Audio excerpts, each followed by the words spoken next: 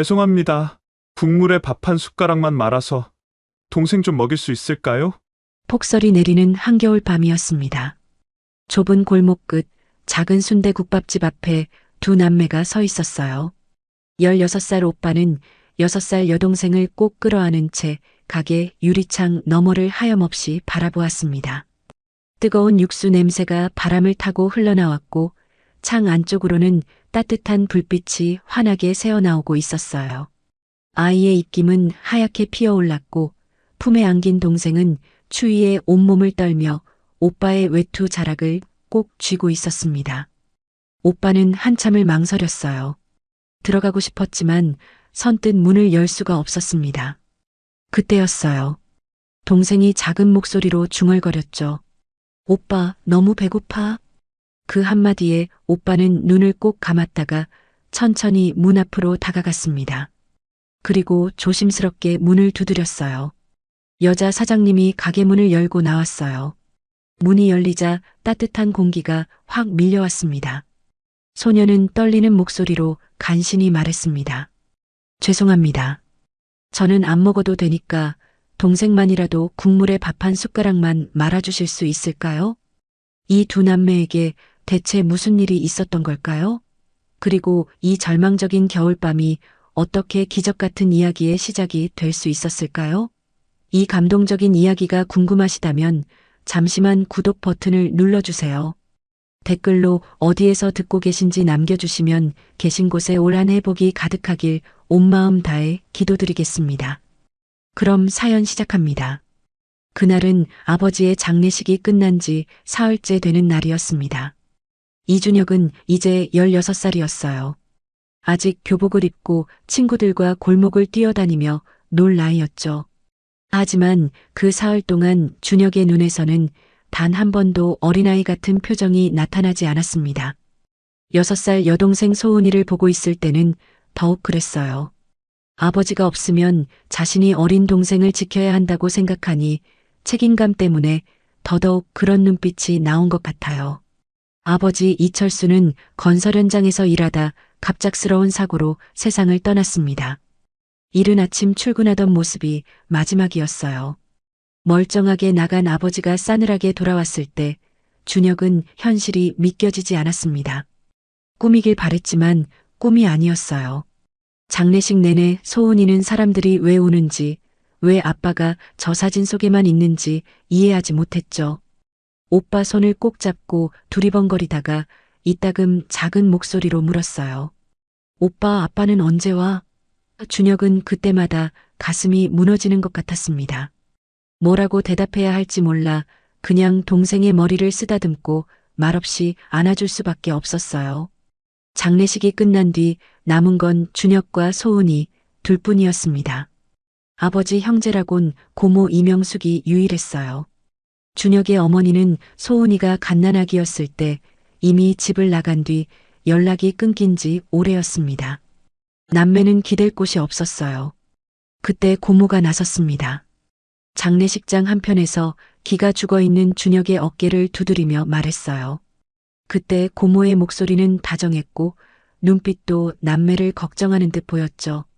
준혁아, 너희 둘 이제 나랑 같이 살자. 고모가 키워줄게. 걱정하지 마. 준혁은 그 말이 그렇게 고마울 수 없었습니다. 막막하기만 했던 앞날에 작은 불빛 하나가 생긴 것 같았거든요. 소은이도 고모를 따라가는 길에 처음으로 방긋 웃었어요. 고모 손을 잡고 총총 걸음으로 걸으며 이렇게 말했죠. 고모 집에 강아지 있어요? 고모가 웃으며 대답했습니다. 없는데 소은이가 키우고 싶으면 한번 키워볼까? 그 모습을 보며 준혁도 처음으로 안심했어요. 괜찮을 거라고 생각했어요. 아버지가 없어도 이제 우리에게는 고모가 있으니까. 두 남매는 그렇게 고모의 집으로 들어갔습니다. 아직은 아무것도 몰랐어요. 그 다정함 뒤에 무엇이 숨어 있는지를. 고모 집에서의 첫 한 달은 나쁘지 않았습니다. 고모는 남매에게 작은 방 하나를 내주었고 소은이는 매일 아침 고모가 차려주는 밥을 먹으며 조금씩 웃음을 되찾아갔어요. 준혁이도 낯선 환경에 적응하며 학교를 다녔습니다. 아버지 생각이 밀려올 때마다 이불 속에서 조용히 울었지만 어린 동생 앞에서는 절대 내색하지 않았어요. 그렇게 계절이 한번 바뀌었습니다. 2달이 지나고 3달이 지났어요. 그런데 어느 순간부터 고모의 태도가 조금씩 달라지기 시작했습니다. 처음엔 사소한 것들이었어요. 밥상이 간소해지고 말수가 줄었으며 준혁이 말을 걸어도 건성으로 대답할 때가 많아졌죠. 준혁은 그냥 고모도 피곤한 거라고 생각했습니다. 아버지가 세상을 떠난 지 6개월이 되던 날이었어요. 고모가 거실 탁자 앞에 준혁이와 소은이를 불러 앉혔습니다. 탁자 위에는 서류 뭉치가 놓여 있었어요. 준혁이는 영문을 몰랐습니다. 준혁아, 할 말이 있어. 고모의 목소리는 차분했지만 어딘가 차가웠어요. 내 아버지 명의로 된 집이랑 보험금, 예금 통장 있잖아. 그게 이제 전부 내 명의로 넘어왔어. 법적으로 아무 문제 없이. 준혁은 귀를 의심했습니다. 무슨 말인지 이해가 되지 않았어요. 그게 무슨 말이에요? 아버지가 저희한테 남겨주신 거잖아요. 고모는 서류를 손가락으로 툭툭 두드리며 말했어요. 미성년자는 재산을 단독으로 가질 수 없어. 법정 후견인인 내 명의로 된 거야. 다 합법적으로 처리한 거야. 준혁의 손이 떨리기 시작했습니다. 뭔가 크게 잘못되었다는 걸 온몸으로 느꼈어요. 그럼 저희는 어떻게 되는 거예요? 고모는 눈도 마주치지 않은 채 대답했습니다. 이제 우린 같이 살지 못할 것 같아. 내일까지 시간을 줄게 이 집에서 나가줘. 그 말이 끝나는 순간 준혁은 머릿속이 하얗게 되는 것 같았어요. 소은이에게는 뭐라고 설명을 해야 할까요? 고모의 말을 이해하진 못했지만 소은이도 고모의 차가운 표정과 말투에 울음을 터뜨렸어요. 고모는 이미 남매의 짐을 가방에 담아 현관 앞에 놓아두었습니다. 준비를 해뒀다는 건 진작부터 이날을 계획했다는 뜻이었어요. 준혁은 분노가 치밀어 올랐지만 아무 말도 나오지 않았습니다. 고모에게 따질 말도 울고 매달릴 기력도 없었어요. 그저 소은이의 손을 잡고 현관문을 나섰습니다. 문이 닫히는 소리가 등 뒤에서 울렸어요. 내일 나가도 되지만 내일까지 이 집에서 버티고 싶지 않았어요. 하지만 어린 동생을 데리고 갈 곳은 없었어요. 집 밖은 폭설이 내리고 있었습니다. 언제부터 이렇게 쌓였는지 골목 바닥이 하얗게 덮여 있었고 하늘에서는 쉴 새 없이 눈이 쏟아졌어요. 칼바람이 뺨을 때리고 소은이는 오빠 손을 꼭 잡으며 발을 동동 굴렸습니다. 오빠, 너무 추워. 준혁이는 자신의 목도리를 풀어 동생의 머리에 둘러주었어요. 조금만 참아. 오빠가 따뜻한 데 찾아볼게. 하지만 어디로 가야 할지 준혁도 몰랐습니다. 16살 소년에게 폭설이 내리는 밤거리는 너무나 차갑고 무서웠어요. 첫째 날 밤은 지하철역에서 보냈습니다. 준혁은 소은이를 무릎에 앉히고 역 구석 계단에 등을 기댔어요. 형광등 불빛이 환하게 내리쬐는 곳이었지만 온기는 없었습니다. 차가운 타일 바닥이 온몸으로 스며들었고 지나가는 사람들은 두 남매를 힐끗 쳐다보다 그냥 걸음을 옮겼어요. 소은이는 오빠 품에 파고들어 웅크린 채 눈을 감았습니다. 피곤했는지 금방 잠이 들었어요. 준혁은 잠을 이루지 못했습니다. 눈을 감으면 고모가 탁자 위에 서류를 내려놓던 장면이 자꾸 떠올랐어요. 그 차가운 눈빛이, 현관 앞에 미리 챙겨둔 가방이 머릿속에서 지워지지 않았습니다. 분하고 억울했지만 울 수도 없었어요. 어린 동생이 깰까봐, 어린 동생이 슬퍼할까봐. 날이 밝자 준혁은 소은이를 데리고 동네 복지관을 찾아갔습니다. 혹시 당장 도움을 받을 수 있을까 싶었거든요. 하지만 돌아온 대답은 냉정했어요. 미성년자 형제만으로는 즉시 지원이 어렵고 서류를 갖추고 절차를 밟으려면 시간이 꽤 걸린다고 했습니다.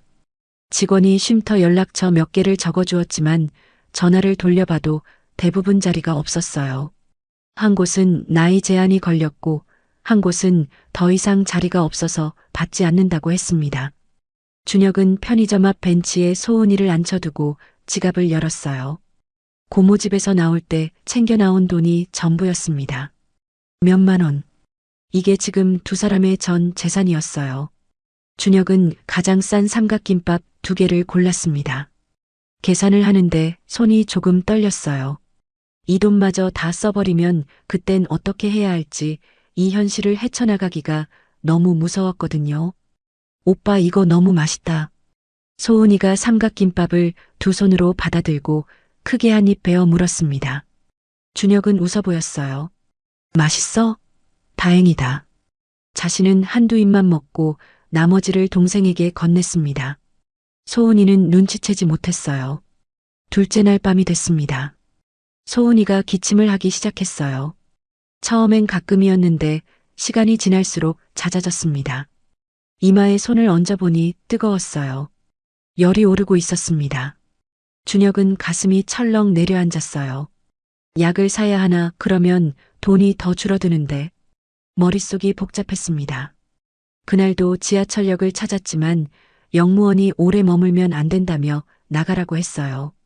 할 수 없이 골목골목을 헤맸습니다. 소은이는 기침을 하면서도 오빠 손을 놓지 않았어요. 오빠, 다리 아파? 준혁이 동생을 등에 업은 채 걷고 있었거든요. 아니야, 하나도 안 아파. 우리 소은이가 깃털처럼 가볍잖아. 거짓말이었습니다. 이틀을 제대로 먹지 못한 몸으로 동생을 업고 다니니 다리가 후들거렸지만 동생한테는 내색할 수 없었어요. 폭설은 그날도 멈추지 않았습니다. 쏟아지는 눈 속에서 준혁은 골목을 돌고 또 돌았어요. 그때였습니다. 좁은 골목 끝에서 따뜻한 불빛이 새어나오는 작은 가게가 눈에 들어왔어요. 간판에는 이렇게 적혀 있었습니다. 따뜻한 국물 순대국밥. 유리창 너머로 뜨거운 김이 피어오르고 있었습니다. 구수하고 진한 냄새가 코끝을 간지렸어요. 소은이가 등 위에서 코를 킁킁거렸습니다. 오빠, 맛있는 냄새 난다. 준혁은 발을 멈추었어요. 한참을 그 자리에 서서 유리창 안을 들여다보았습니다. 당장 가게 안으로 들어가고 싶었어요. 하지만 돈도 없이 음식 부탁을 하기가 너무 창피했습니다. 이렇게 그냥 지나쳐야 하나? 준혁이 막 발을 떼려는 순간 등 위에서 소은이가 힘없이 축 늘어지는 게 느껴졌어요. 열이 더 오른 것 같았습니다. 준혁은 눈을 감았다가 떴습니다. 그리고 천천히 가게 문 앞으로 걸어갔어요. 준혁은 떨리는 손으로 가게 문을 두드렸습니다. 잠시 후 문이 열렸어요. 45살쯤 되어 보이는 여자 사장님이 나타났습니다. 앞치마를 두르고 있었고 손에는 국자가 들려 있었어요. 그녀는 눈 덮인 두 남매를 보더니 눈을 크게 떴습니다. 준혁이는 고개를 숙인 채 간신히 말을 꺼냈어요. 죄송합니다. 저는 안 먹어도 되는데요. 동생이 이틀을 굶었고 지금 열도 있어서요. 남는 국물이 있으면 밥 한 숟가락만 말아서 동생한테 주실 수 있을까요? 나중에 꼭 갚을게요. 목소리가 끝까지 버텨주지 못했습니다. 마지막 말은 거의 들릴 듯 말 듯 했어요. 사장님은 아무 말도 하지 않고 그냥 가게 문을 활짝 열었어요. 추운데 어서 들어와요. 짧은 한마디였지만 준혁에게는 그 어떤 말보다 크게 들렸습니다. 가게 안으로 들어서자 따뜻한 공기가 온몸을 감쌌어요. 얼마 만에 느껴보는 온기인지 몰랐습니다. 등에 엎여있던 소은이가 몸을 조금 꼿꼿이 세우며 주위를 둘러봤어요. 벽에는 김이 서린 사진 한 장이 걸려 있었고 커다란 솥에서는 진한 육수가 보글보글 끓고 있었습니다. 사장님은 두 남매를 가장 안쪽 자리에 앉혔어요. 그러더니 말없이 주방으로 들어갔습니다. 곧 뜨끈한 순대국밥 2그릇을 들고 나왔어요. 깍두기와 파김치도 함께였습니다. 일단 먹어요. 따뜻할 때. 준혁은 입술을 꽉 깨물었어요. 저는 괜찮습니다. 동생 것만 사장님이 조용히 말을 잘랐습니다. 2그릇 다 먹어요. 오빠가 쓰러지면 동생은 누가 챙겨요. 준혁은 더 이상 아무 말도 하지 못했어요. 소은이는 숟가락을 들자마자 국물을 한 모금 마셨습니다. 눈이 동그래지더니 이내 볼이 발개졌어요. 열이 있는데도 후후 불어가며 열심히 먹었습니다. 준혁도 첫 숟가락을 떴어요. 진하고 구수한 국물이 목을 타고 넘어가자 눈물이 날 것 같았습니다. 참았어요. 동생이 놀랄까봐 울 수도 없었습니다. 식사를 마친 뒤 사장님이 조심스럽게 물었어요. 부모님은? 준혁은 잠깐 침묵했다가 짧게 대답했습니다. 아버지가 얼마 전에 돌아가셨어요. 어머니는 안 계시고요. 사장님은 더 묻지 않았어요. 대신 소은이의 이마에 손등을 살며시 얹어보더니 주방 쪽으로 다시 들어가 해열제 시럽을 가져왔습니다. 이거 먹여요. 약국에서 사둔 거예요. 그러고는 젖은 수건을 찬물에 적셔 소은이 이마에 얹어주었어요. 소은이는 사장님을 올려다보며 작게 말했습니다. 아줌마 손이 따뜻해요. 사장님은 잠깐 굳은 표정을 지었다가 천천히 웃었습니다. 눈가가 살짝 붉어졌어요. 한참 뒤 사장님이 준혁에게 말했습니다. 오늘 밤 갈 데 있어요? 준혁은 고개를 저었어요. 사장님은 잠시 생각에 잠기더니 일어났습니다. 그럼 오늘은 여기서 자요. 가게 뒤에 방이 있어요. 준혁은 당황했어요. 그러면 사장님께 너무 폐가 되는데요. 나도 혼자 있으면 적적해요. 괜찮으니까 신경 쓰지 말아요. 목소리는 담담했지만 준혁은 따뜻함을 느꼈습니다. 사장님의 이름은 박순자였어요. 두 남매가 처음으로 따뜻한 잠자리에 눕던 그날 밤, 순자는 벽에 걸린 사진을 오래도록 바라보았습니다. 5살 딸아이가 환하게 웃고 있는 사진이었어요.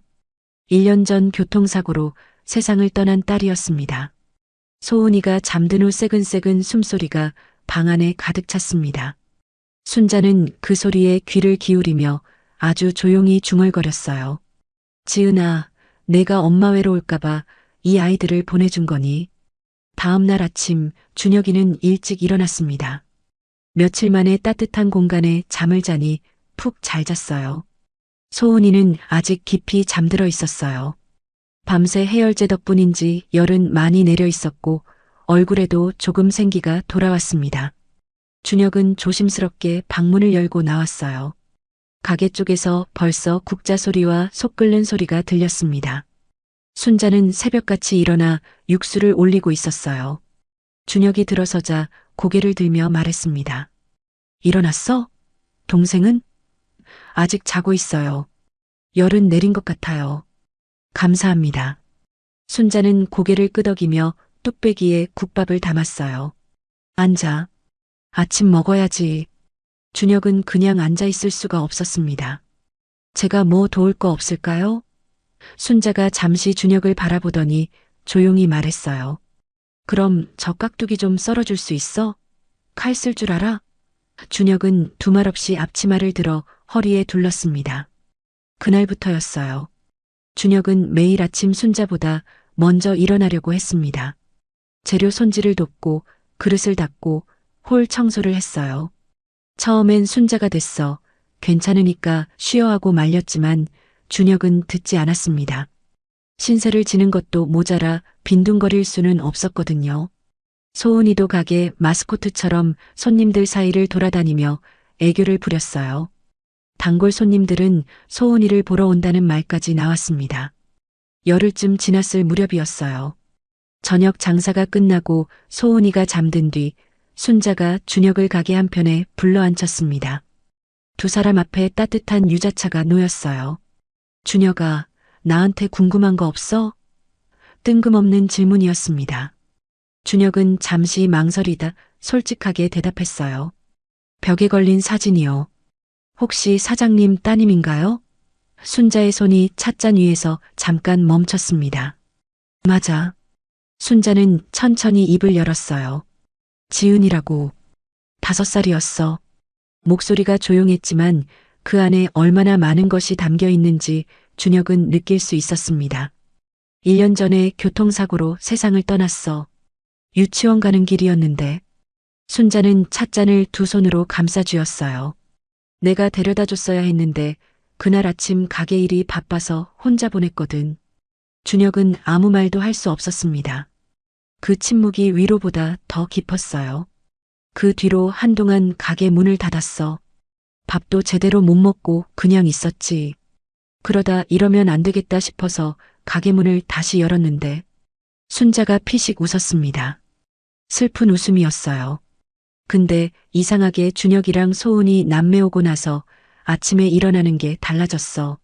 누굴 챙겨야 한다는 게 이렇게 힘이 되는 줄 몰랐거든. 준혁은 눈시울이 뜨거워졌습니다. 자신도 아버지를 사고로 잃었기에 그 말이 가슴 깊이 와 닿았어요. 사장님, 저도 사실은요. 준혁이 조심스럽게 말을 꺼냈습니다. 아버지가 건설 현장 사고로 돌아가셔서요. 그래서 사장님 마음을 조금은 알 것 같아요. 두 사람은 한동안 말없이 앉아 있었습니다. 유자차에서 올라오는 따뜻한 김이 두 사람 사이에 조용히 피어올랐어요. 그날 이후 순자와 준혁 사이에는 말하지 않아도 통하는 것들이 생겼습니다.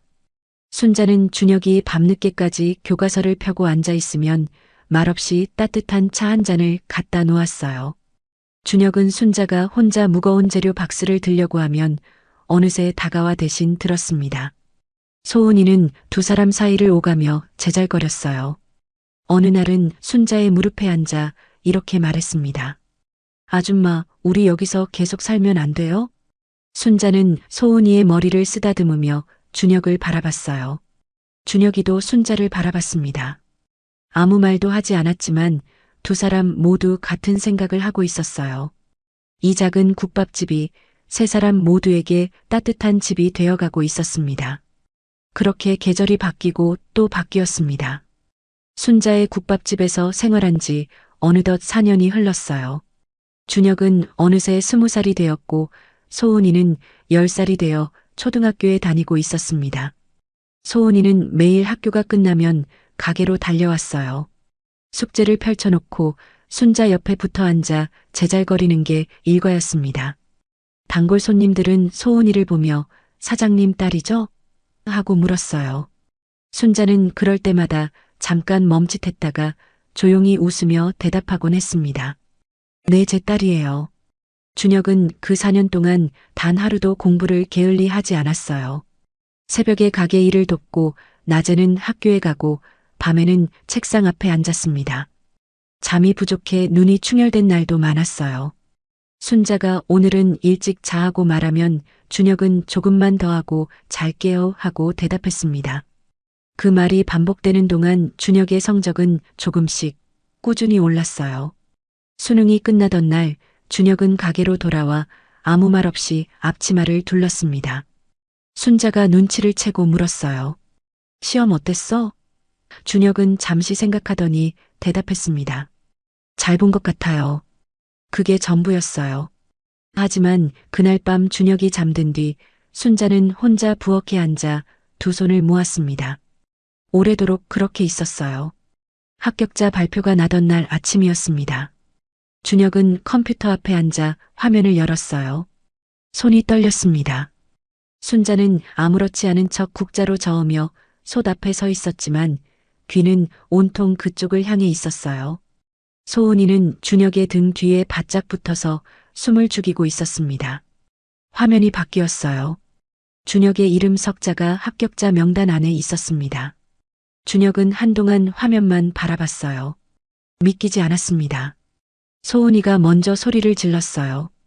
오빠 합격이다. 오빠 붙었어.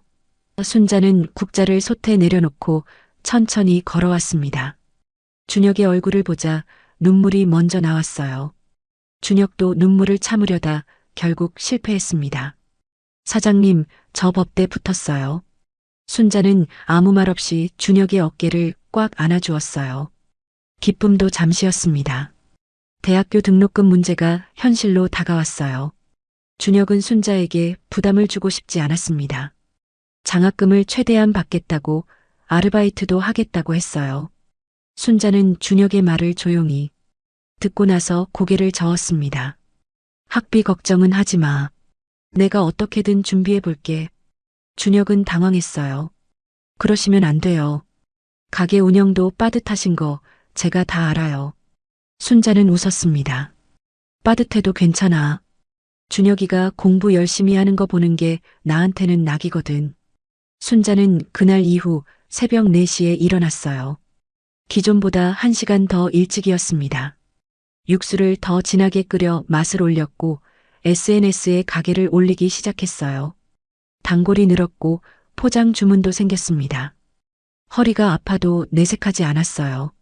준혁이 눈치채지 못하도록 아픈 날은 더 밝은 표정을 지었습니다. 준혁은 입학 후 첫 학기 전액 장학금을 받았어요. 장학금 통보서를 들고 가게로 뛰어왔을 때 순자는 해낼 줄 알았어 하며 웃었습니다. 하지만 그날 밤 혼자 부엌에서 소리 없이 한참을 울었어요. 기쁨의 눈물인지 안도의 눈물인지 순자 자신도 몰랐습니다. 소은이는 그런 순자의 모습을 보고 작은 손으로 등을 토닥였어요. 엄마, 왜 울어요? 순자는 깜짝 놀랐습니다. 소은이가 처음으로 엄마라고 불렀거든요. 순자는 소은이를 꼭 끌어안았어요. 목이 메어 한마디도 하지 못했습니다. 준혁은 방문 너머로 그 장면을 보고 있었어요. 아무 말도 하지 않고 방으로 돌아와 책상 앞에 앉았습니다. 그리고 마음속으로 다짐했어요. 반드시 훌륭하고 좋은 사람이 되겠다고, 사장님에게 이 은혜를 갚을 수 있는 사람이 되겠다고. 그로부터 10년이 흘렀습니다. 이준혁은 30살이 되었어요. 법대를 졸업하고 사법시험을 통과한 뒤 연수원 과정까지 마친 준혁은 마침내 검사로 임용되었습니다. 발령 첫날 아침, 순자는 준혁의 넥타이를 직접 매주었어요. 손이 떨렸습니다. 준혁도 떨렸어요. 두 사람 다 아무 말을 하지 않았지만 눈물은 감추지 못했습니다. 소은이는 20살 대학생이 되어 있었어요. 발령 소식에 꽃다발을 사들고 나타나 오빠 목을 끌어안았습니다. 오빠 진짜 검사야? 멋있다. 준혁은 웃으며 동생의 머리를 쓰다듬었어요. 너도 열심히 해. 순자는 그 모습을 바라보며 조용히 미소 지었습니다. 지은이가 살아 있었다면 저 자리에 함께 있었을 텐데 하는 생각이 스쳤지만 이내 고개를 저었어요. 지금 이 순간으로도 충분히 행복했습니다. 준혁이 첫 발령지에서 사건 기록을 검토하기 시작한 지 얼마 되지 않았을 때였어요. 새로 배당된 사건 서류를 펼치던 준혁의 손이 멈췄습니다. 피의자 인적사항란에 적힌 이름 3글자. 이명숙? 준혁은 서류를 다시 한번 천천히 읽었어요. 나이도 주소도 맞았습니다. 고모였어요. 사건의 내용은 이랬습니다. 이명숙은 지인의 소개로 투자 모임에 가입했다가 사기 조직에 이용당한 것으로 파악되었어요. 조직은 고모를 내세워 다른 피해자들에게 투자금을 모았고 정작 이명숙 자신도 전 재산을 날린 상태였습니다. 피해자인 동시에 공범 혐의를 받고 있었어요. 이명숙은 조직의 구조를 몰랐다고 주장했지만 수사는 그 진위를 가려야 하는 상황이었습니다. 준혁은 한참을 가만히 앉아 있었어요. 가슴 한편에서 오래된 감정들이 올라왔습니다. 폭설이 쏟아지던 그날 밤이 차갑게 닫히던 현관문 소리가 소은이의 떨리던 작은 손이 머릿속을 스쳐 지나갔어요. 하지만 준혁은 천천히 심호흡을 했습니다. 검사는 감정으로 일하는 자리가 아니었어요. 사실로 말해야 했습니다. 준혁은 사건을 처음부터 다시 꼼꼼히 들여다봤어요. 통장 내역을 추적했고 조직원들의 진술을 하나하나 대조했습니다. 이명숙이 조직의 핵심 가담자였는지 아니면 이용당한 피해자였는지를 가리는 것이 핵심이었어요. 수사가 깊어질수록 윤곽이 드러났습니다. 이명숙은 조직의 실체를 알지 못한 채 이용당한 것이 맞았어요. 피해자의 지위가 인정되었고 공범 혐의는 벗겨졌습니다. 결과가 정리되던 날 오후 이명숙이 복도에서 준혁을 기다리고 있었습니다. 10년 만에 보는 얼굴이었어요. 준혁이 기억하는 고모의 모습과는 너무 달랐습니다. 머리카락은 많이 새었고 눈가에는 깊은 주름이 생겼어요. 옷차림도 초라했습니다. 이명숙은 준혁을 보자마자 그 자리에서 무릎을 꿇었어요. 준혁아. 목소리가 떨렸습니다. 내가 무슨 말을 해도 용서받을 수 없다는 거 알아. 그냥 미안하다는 말 한마디만 하고 싶었어. 내 아버지 재산도 너희를 그렇게 내쫓은 것도 전부 내 잘못이야. 다 탕진하고 이제 가진 것도 아무것도 없어. 천벌을 받은 거겠지. 준혁은 고모를 내려다봤습니다. 분노가 올라오길 기다렸는데 이상하게도 그러지 않았어요. 대신 아주 깊고 오래된 슬픔 같은 것이 느껴졌습니다. 준혁은 천천히 말했어요. 일어나세요. 이명숙이 고개를 들었습니다. 눈물범벅이 된 얼굴이었어요. 고모가 그러지 않았으면 우리가 그날 밤 그 골목을 헤매지 않았을 거고 사장님도 못 만났을 거예요. 준혁은 잠깐 멈췄다가 말을 이었습니다. 원망을 안 한다고 하면 거짓말이에요. 지금도 그날 소은이 손이 얼마나 차가웠는지 기억하거든요. 근데 그 추운 밤이 없었으면 지금의 저도 없었을 것 같아요. 준혁의 목소리는 흔들리지 않았어요. 용서할게요. 잘 사세요. 이명숙은 한동안 말을 잇지 못하고 흐느꼈습니다. 준혁은 더 이상 아무 말 없이 돌아섰어요. 복도 창문 너머로 햇살이 들어오고 있었습니다. 그날 저녁 준혁은 오랜만에 일찍 가게로 돌아왔습니다. 순자는 저녁 장사를 마무리하고 있었어요. 소은이도 마침 와 있었습니다. 셋이 함께 저녁 식탁에 앉은 건 준혁이 발령받고 나서 처음이었어요. 바쁜 날들이 계속되면서 셋이 한자리에 모이는 것조차 쉽지 않았거든요. 순자가 뚝배기 3개를 상 위에 올렸습니다. 김이 모락모락 피어올랐어요. 소은이가 숟가락을 들며 말했습니다. 역시 엄마 국밥이 최고야. 준혁은 그 말을 들으며 숟가락을 천천히 들었어요. 국물을 한 모금 마셨습니다. 오래전 폭설 내리던 밤 처음 이 국물을 마시던 순간이 떠올랐어요. 그때는 살아있다는 것만으로도 감사했었죠. 식사가 끝날 무렵이었습니다. 준혁이 조용히 숟가락을 내려놓았어요. 뭔가 말을 꺼내려는 것 같았습니다. 소은이가 눈치를 채고 오빠를 바라봤어요. 순자도 찻잔을 두 손으로 감싸쥐며 준혁을 봤습니다. 준혁이 천천히 입을 열었어요. 사장님. 순자가 대답했습니다. 응. 준혁은 잠시 멈췄어요. 14년 동안 사장님이라고 불러왔습니다. 소은이는 오래전부터 엄마라고 불렀지만 준혁은 매번 그 말이 목 안에서 삼켰어요. 감사하다는 마음이 너무 커서 그 한마디가 오히려 너무 가벼울까봐 무서웠거든요. 저도 이제 엄마라고 불러도 될까요? 순자의 손에서 찻잔이 흔들렸습니다. 소은이가 손으로 입을 막았어요. 순자는 아무 말도 하지 못했습니다. 눈물이 먼저 나왔어요. 한 줄기, 두 줄기, 그러더니 소리 없이 볼을 타고 흘러내렸습니다. 준혁이 다시 말했어요. 16살 그날 밤에 문 열어주지 않으셨으면 저희는 어떻게 됐을지 몰라요. 국밥 한 그릇이 저희 인생을 바꾼 거잖아요. 그게 사장님이었어요. 그러니까 저희 엄마가 맞아요. 순자가 두 손으로 얼굴을 감쌌습니다. 어깨가 흔들렸어요. 소은이가 순자 옆으로 바짝 붙어 앉아 팔짱을 꼈습니다. 준혁도 자리에서 일어나 순자 앞에 섰어요. 순자가 두 손을 내리자 눈이 빨개져 있었습니다.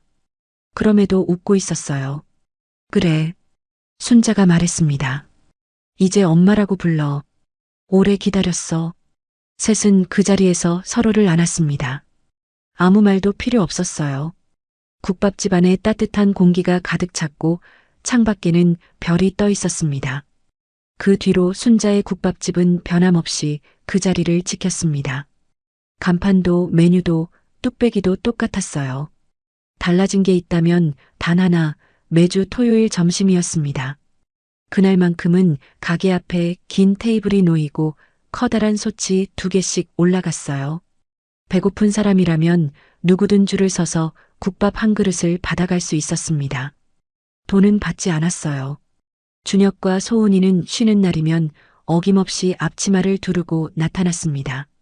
준혁은 국자를 들고 뚝배기에 국밥을 담았어요. 소은이는 깍두기와 김치를 날랐습니다. 순자는 솥 앞에서 육수를 저으며 줄 서 있는 사람들을 바라봤어요. 오들오들 떨며 서 있는 할머니를 보면 제일 먼저 불러 앉혔고 아이를 데리고 온 젊은 엄마를 보면 국물을 한 그릇 더 담아주었습니다. 어떤 토요일이었어요. 줄 맨 끝에 초등학생쯤 되어 보이는 남자아이가 서 있었습니다. 혼자였어요. 허름한 차림에 운동화 코가 해져 있었죠. 준혁이 그 아이에게 국밥을 내밀었습니다. 아이는 두 손으로 뚝배기를 받아들고 허겁지겁 먹기 시작했어요. 준혁은 그 모습을 바라보다가 오래전 자신이 떠올랐습니다. 소은이를 등에 업고 폭설 속을 헤매던 그 밤이요. 순자가 옆에 와서 나란히 섰어요. 준혁이 조용히 말했습니다. 엄마, 저 아이 좀 챙겨줘요. 순자는 이미 국밥 한 그릇을 더 들고 아이 쪽으로 걸어가고 있었어요. 이것이 세 사람의 이야기입니다. 가장 차가운 겨울 골목에서 시작된 인연이 세상에서 가장 따뜻한 가족이 되기까지, 진짜 가족은 피가 아니라 마음으로 만들어진다는 것을 이 세 사람은 온몸으로 보여주었습니다. 여러분 주변에도 그런 사람이 있지 않으신가요? 밥 한 그릇처럼 작은 온기로 누군가의 인생을 바꿔준 사람이요. 오늘 이 이야기가 마음에 닿으셨다면 구독 버튼과 좋아요를 눌러주세요. 댓글로 오늘 이야기에서 가장 기억에 남는 장면을 남겨주시면 정말 감사하겠습니다. 다음에도 더 따뜻한 이야기로 찾아뵙겠습니다. 오늘 하루도 따뜻하게 보내세요. 감사합니다.